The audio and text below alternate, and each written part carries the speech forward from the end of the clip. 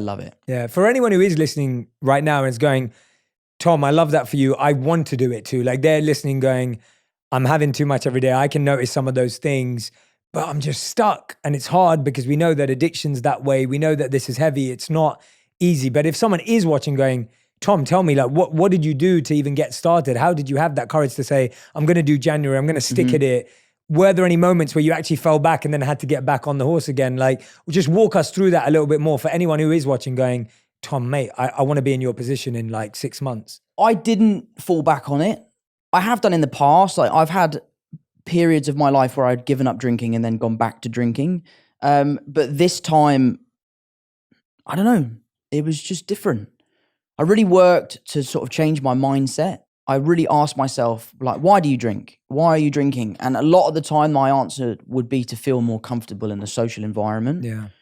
And I just put myself in those environments and just would force myself to be there. I'd force myself to hang out and go to a club or go to a bar, or go to a dinner. Yeah, and so you weren't avoiding those places. I was at the beginning because I didn't feel like I could go and not have a drink because of the stress of it. But then after a while, I sort of was like, mate, you've got to pull your socks up here and you can't just live in your house all the time. You've got to go out and enjoy yourself. And if you're only enjoying yourself because you're drinking, then you really do have a problem. But I just changed my mindset. I found really good replacements, things that I could sort of attribute to having a beer. I often found with me, most of it is just the ritual of cracking something open and sharing it with friends and drinking it. Whether it's sparkling water or a beer, I don't associate, like, I don't see a difference. Yeah.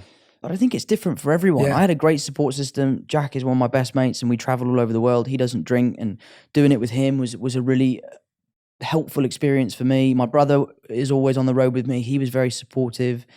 And yeah, I just really set my mind to it. I was like, I really want to do this. I want to prove to myself I can do it. Yeah. And then once I'd felt the health benefits and started really feeling like my full self, I was like, oh my God, this is the best. But do you not drink? I haven't drank for 17 years. No way. Yeah, congratulations. That's amazing. Yeah, I feel amazing. Yeah, it's incredible. Wow. It's like one of the best feelings in the world. And it's my biggest like worry when I was about to quit was like, how am I going to hang out with my mates? That was my biggest worry. I was like, my mates knew me as the guy who was like first to the game, last to get out. Like, that was me, bro. You know, the clown when I got drunk, like life of the party, kind of like that kind of guy. And then all of a sudden I decided I wasn't going to drink anymore.